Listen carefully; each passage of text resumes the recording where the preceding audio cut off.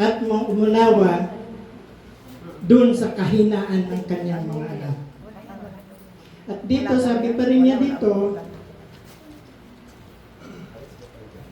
ang pagpapalang ito ay pinagkaloob sa mga taong nagpapakita ng paggalang, pagtitiwala at pagkatakot sa Kanya. Di ba, mga kapatid, alam naman natin na bawat isa sa bilang ama ay hindi niya pababayaan ang kanyang mga anak na mapariwara. Hindi niya pababayaan na ang kanyang anak ay malugmok sa kasamaan. Di ba? Hindi ko lang alam kung may ama na gustong yung kanyang anak ay magiging drug addict, magiging sugarol. Di ba? Lalo sa atin na mga Kristiyano. Kaya dito, meron tayong mga tatlong bagay na pag-aaralan na tinawag ko the three pillars of a father's heart.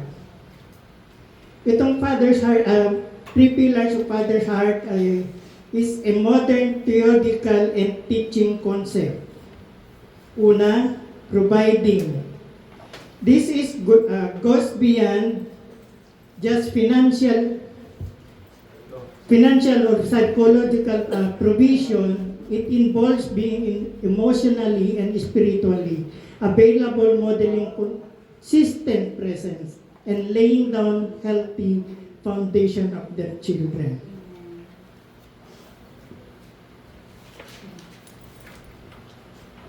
Dito mga kapatid,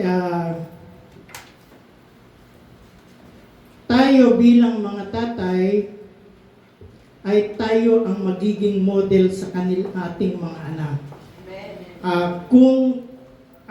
Kasi mga kabataan ngayon, mga kapatid, kung anong nakikita nila sa kanilang mga tatay, yun ang ginagaya nila. So dapat tayo bilang mga tatay, mga kapatid, tayo yung model nila. Tayo yung tutularan nila kung ano yung gagawin nila sa buhay. Sabi sa Timothy, 1 Timothy 5:8, but if anyone does not provide for the relatives and especially for member of their household, yung pamilya natin, he has denied the faith and worse than the unbeliever.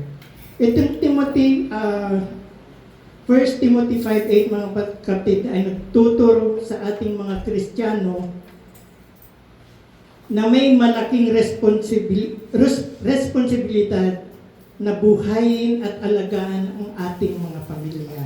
Di ba mga kapatid, bilang tatay, responsibilidad natin na itaguyod ang ating mga pamilya, maliban lang kung tayo ay kunin na ni Lord. Ang hahalili sa atin ay ang ating ang kanilang nanay. Well, alam niyo mga kapatid, nung ako'y bata, hindi ako lumaki sa aking mga magulang. Alam niyo mga kapatid, yung time na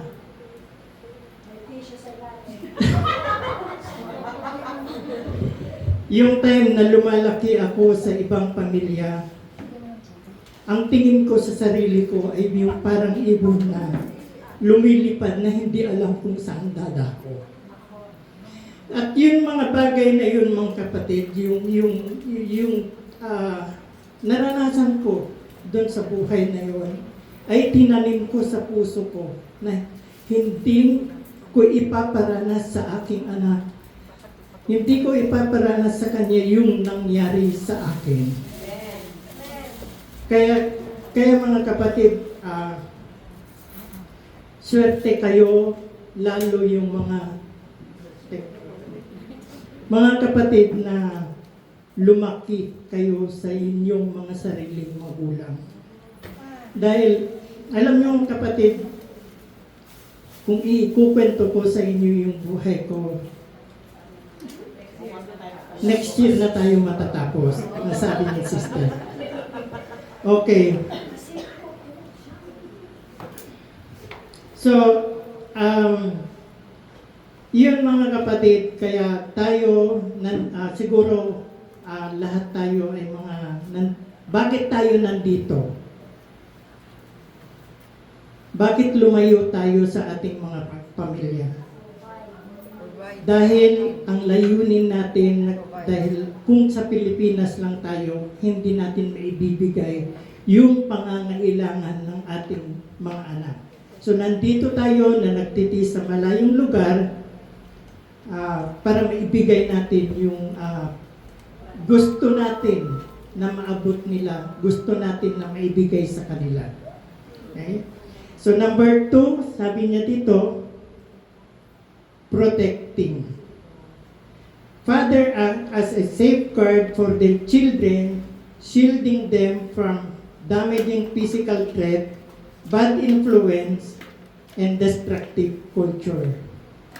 Di ba mga kapatid, sabi ko kanina, walang ama na gustong mapariwara ang kanyang anak. Lahat tayo, gagawin natin ang lahat para maibigay natin yung kanilang mga pangangailangan. So, hindi lang yung financial yung kailangan nating ibigay, kundi yung kumbaga tayo yung magiging shield nila sa lahat ng tawag nito, shield nila sa kapahamakan. Pwede, andyan ang tatay ko, pwede akong magtago sa kanya. Diba? Ganon din tayo mga kapatid. Saan ba tayo kumakapit? Sa Diyos, Ama. Siya ang ating tanggulan. Sabi sa Psalms 91 verse 4, He will cover you with His feathers, and under His wings you will find refuge. His faithfulness will be your shield and rampart. Di ba mga kapatid? Gaya ng sabi ko kanina, tayo bilang mananampalataya, ang tanggulan natin ay ang Diyos Ama na nagbigay sa atin ng buhay. Dito, bilang isang ama naman mga kapatid,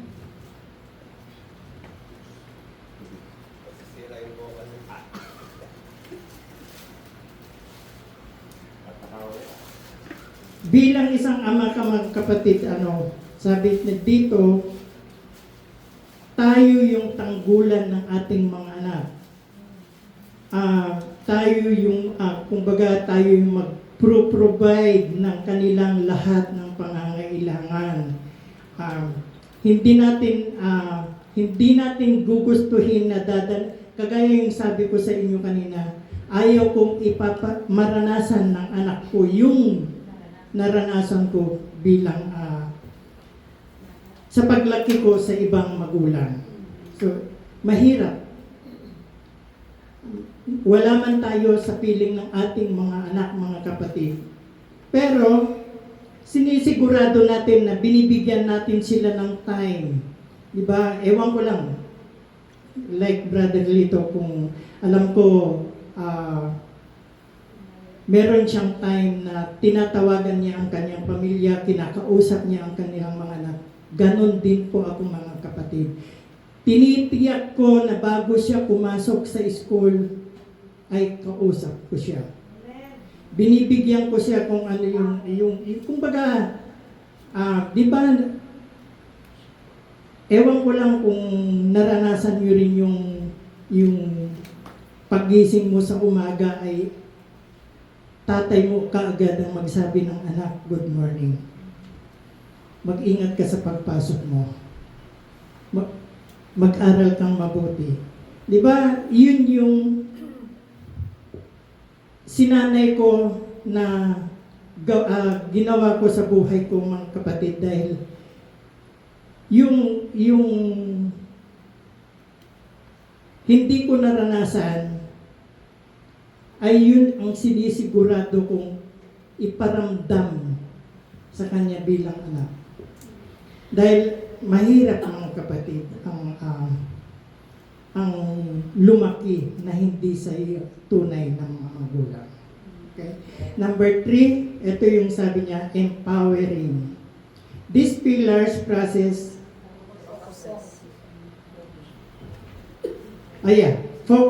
on guiding our children toward maturity. It is the practice of teaching kids critical life skills and ultimately transferring ownership of their lives to them so they can thrive independently. Diba?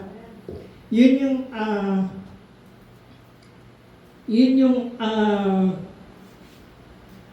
bilang ama mga kapatid, ikaw mismo ang magtuturo sa kanya kung ano dapat ang magiging paglaki niya.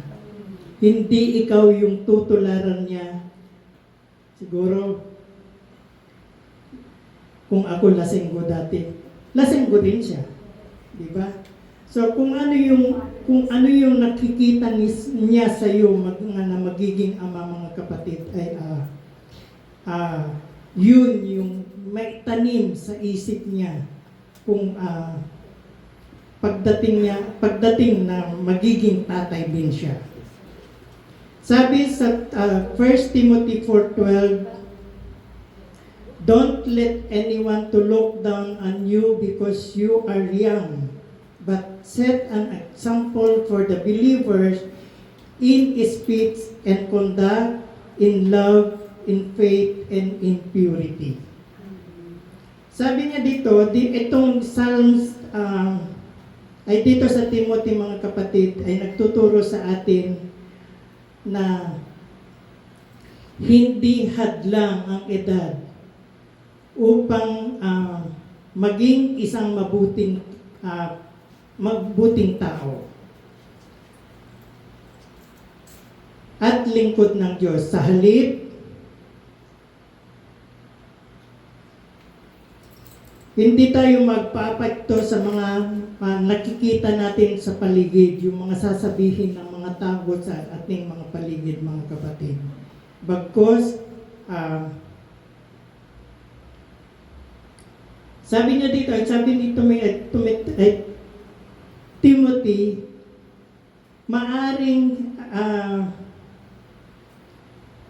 maaring maliitin siya dahil bata pa siya.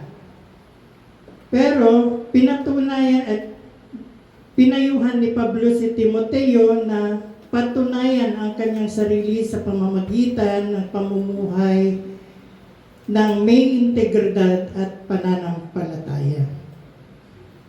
Diba mga kapatid, sabi niya bilang isang ama ay tinuturo dito na pwede nating ituro sa ating mga anak. Una, sa pananalita, speech. Turuan sila ng magandang komunikasyon sa pamamagitan ng hindi pagmumura, pagsasalita ng na may paggalang yung sa oras na kahit sila ay may kumbaga kahit sila ay galit ay turuan natin sila na magsalita ng matiwasay, kumbaga maalumanay at magiging totoo sa kanilang mga sarili.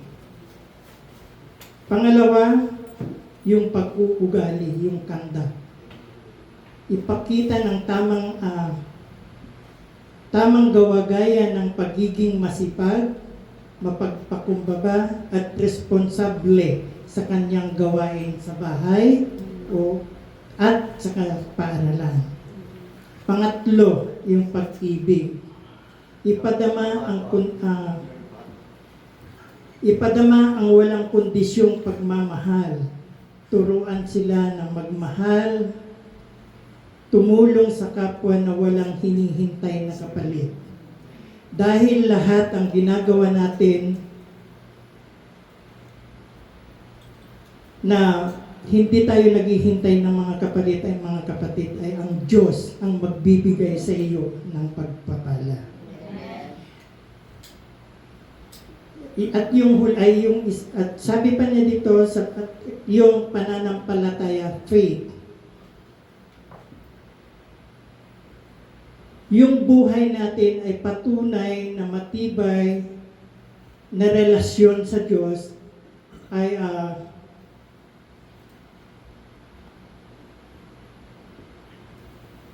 anyayahan natin sila na pumunta sa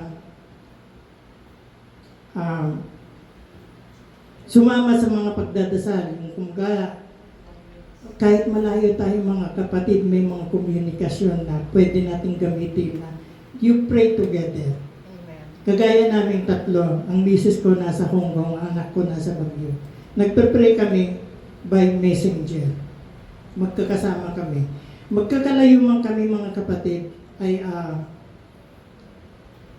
yung faith namin ay nagkakaisa kami. Kumbaga, ang anak ko pumupunta sa Win Baguio, yung misis ko nasa JIL Hong Kong.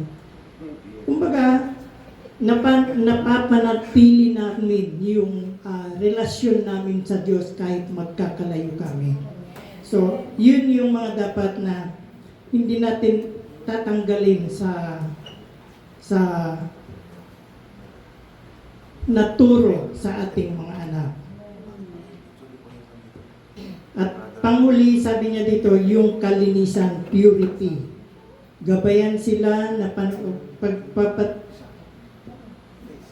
pagpamatili ng malinis na kaisipan, kilos, at paggamit, kumbaga yung pananamit. Kung may anak kayong mga dalaga, huwag niyong pabayaan na nakabakles sila o nakatubeless. Dapat turuan natin sila mga kapatid na manamit ng tama. Dahil ayaw na, kumbaga, kung babae yung anak ko mga kapatid na nakatubeless at binastos, magagalit ako. Di ba? So, para hindi sila mabastos or hindi sila kutsain sa labas, turuan natin na manamit ng tama. Dahil ang mga bagay na ito mga kapatid ay yun yung sanhi ng kaya nababastos ang mga ibang bata dahil sa mga maling pananamit, yung magaslaw na kilos, yun yung mga dahilan kaya nagkakaroon ng hindi sila ginagalang sa labas. So, ang conclusion ko mga kapatid, sabi niya dito, you are not defined by your past, your faithfulness, or shortcomings of others. You are fearfully and wonderfully made, chosen, and deeply loved by a perfect Heavenly Father. I encourage you to leave your fear behind, accept your true identity, and rest in unfailing love of the Lord today.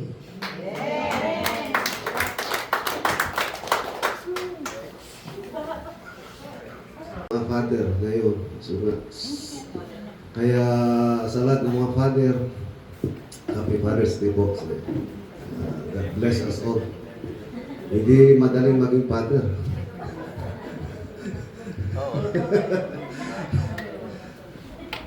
Okay.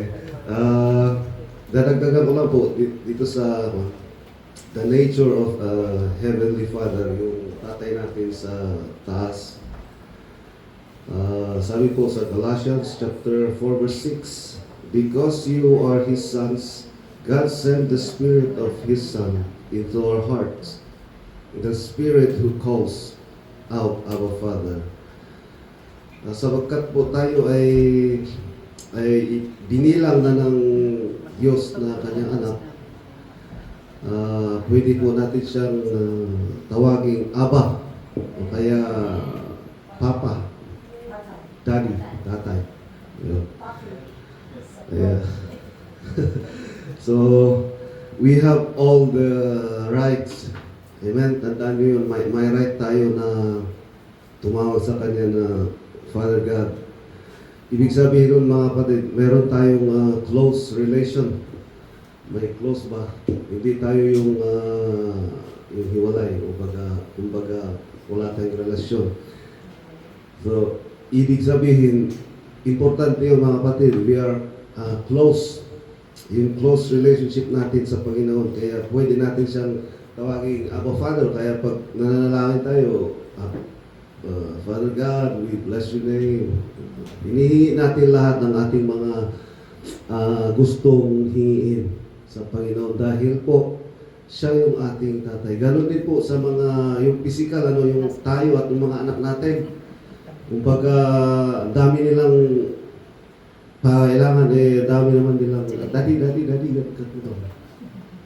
kaya minsan ako, hindi ko na sana sinabi kung ilan yung sahod ko rito. Kasi may isip na sila eh. Ay, ang laki naman pala. Ganun ba? Siyempre, pababili ako ng ganito. Pero sabi ko sa asawa ko, huwag mo sanayin yung mga anak natin na maging maluho. Kaya pag tumatawag ako sa kanila, sinasabi ko yung istorya ng buhay ko noon. Alam niyo ba na ako? Ako noon, nung nag-aaral ako, dinalakad ko yan. Ilang kilometro. Oo. Tapos, yung mga kasmate ko, naka-tricycle, tinitignan nila kasi Rudy, walang pamasahe. Mga sinasabi ko sa anak ko, para magkaroon din sila ng isip na hindi pala basta-basta ang buhay. Kaya naging naging self-supporting ako. Simula nang natapos na yung trabaho ng tatay ko, still pa rin na nag-aaral ako noon. Kaya I made up my mind na siyempre wala na sila ako na, naging working student, naging naghanap ng mga scholar para maging scholar.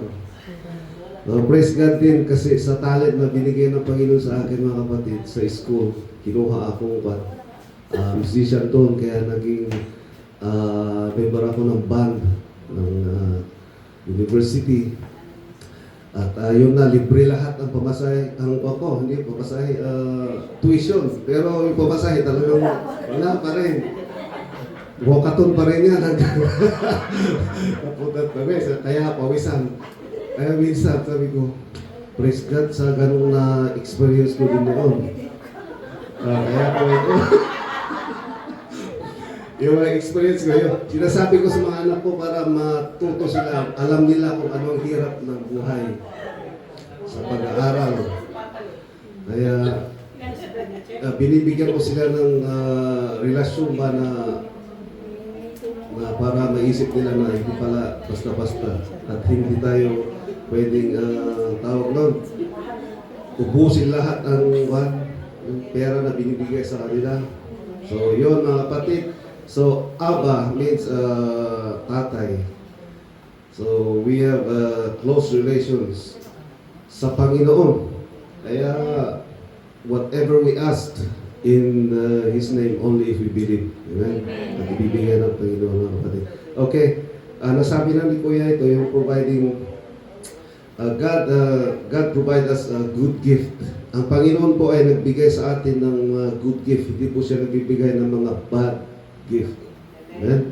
So, everybody sa atin mga kapatid, meron tayong natanggap sa Panginoon na magandang regalo. So, we thank God because He's really given us a good gift. At ito po ay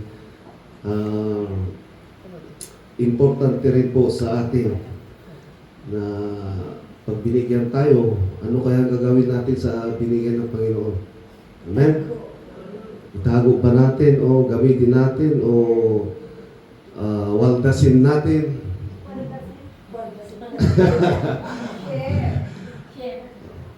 Amen.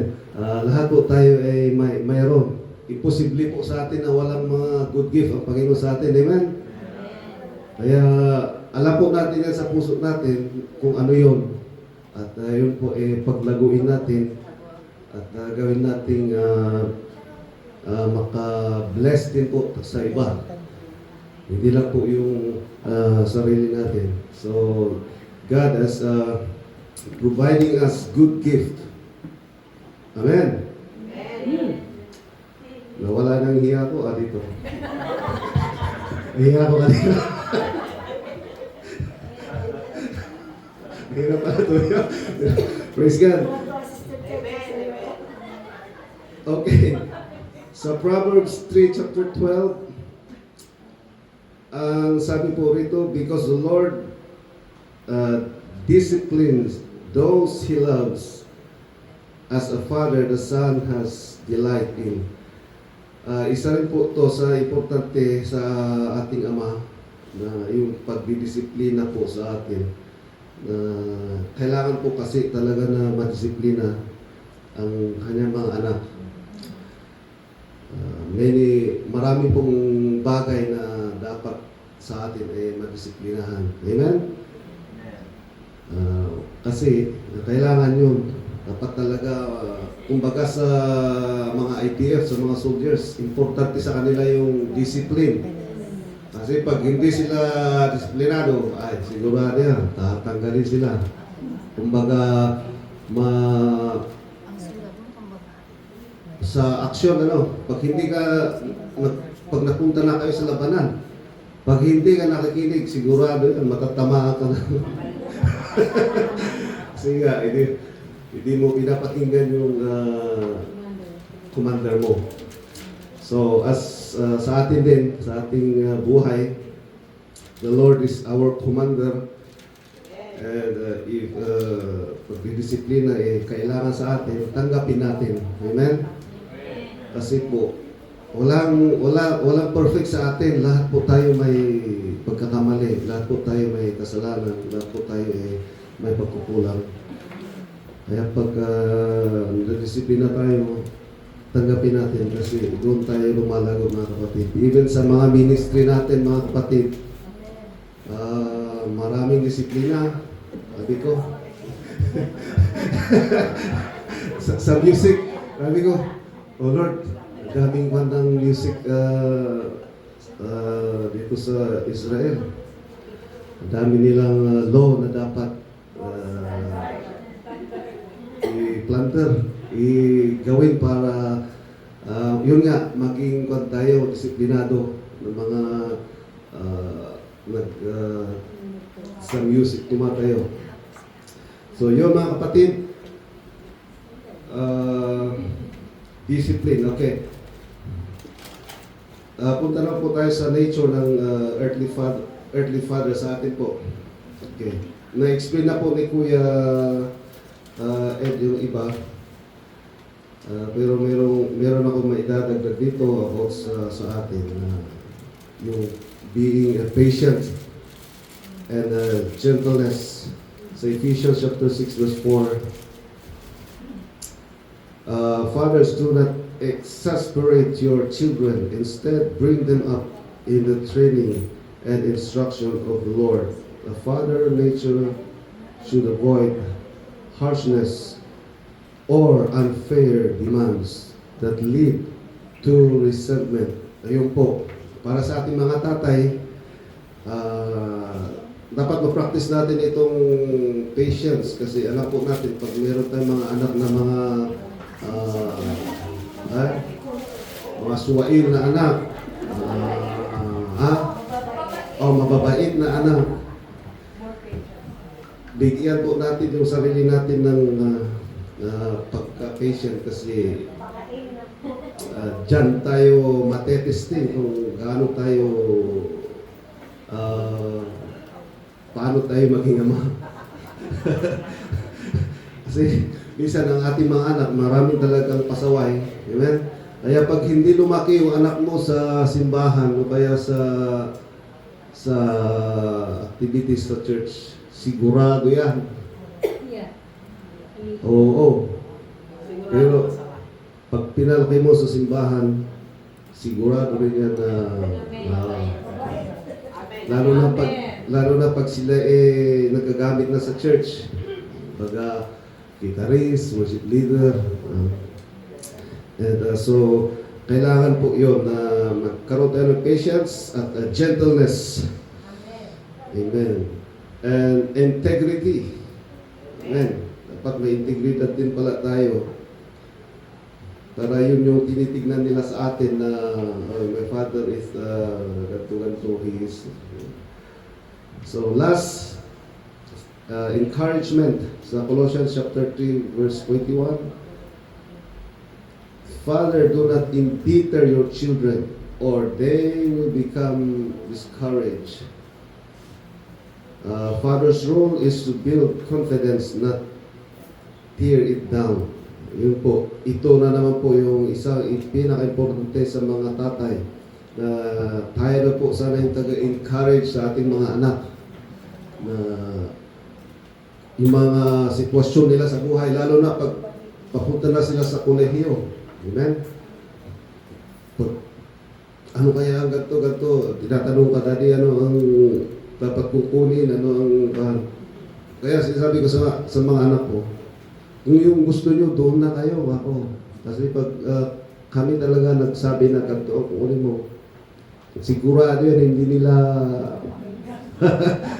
nila feel ang course na gusto mo, pero yung gusto nila, doon talaga nila ibibigay yung the best nila sa kanilang pag-aaral. At lalo na pag natapos na naman sila sa pag-aaral, yun na naman ang isang stage na mahirap kasi maraming nagtapos na walang mga trabaho, iba yung in-apply niya sa kanyang inaral. Katulad ko, nagtapos ako ng history. History ng buhay. Pero, praise God, dahil sabi ko, konektado naman kasi mahilig natin ako magbasa ng history. Nasa Israel ako. Sabi ko, praise God, connected pa rin. Pero, gano'n. Praise God. Sa kanilang pamumuhay, dapat natin encourage sila in a positive way. Tell them that magsalita tayo sa kanila ng blessing. Amen? Huwag yung curse. Kasi pag curse, parang matatabunan sila ng parang buhangin o tawag mo, mga kamalasan sa buhay. Kaya it's better to speak ng blessing sa kanila. Kahit alam natin na parang paurong na yung punta nila. Ay, anak ko, God bless you pa rin. Ganon. Kasi, encourage mo, kasi ang Panginoon ang mag-direct sa kanila. At mas maganda pa yung napakinggan nila kaysa sa ibang salita na sasabihin natin. Amen. So, yun lang po ang aking maidadagdag.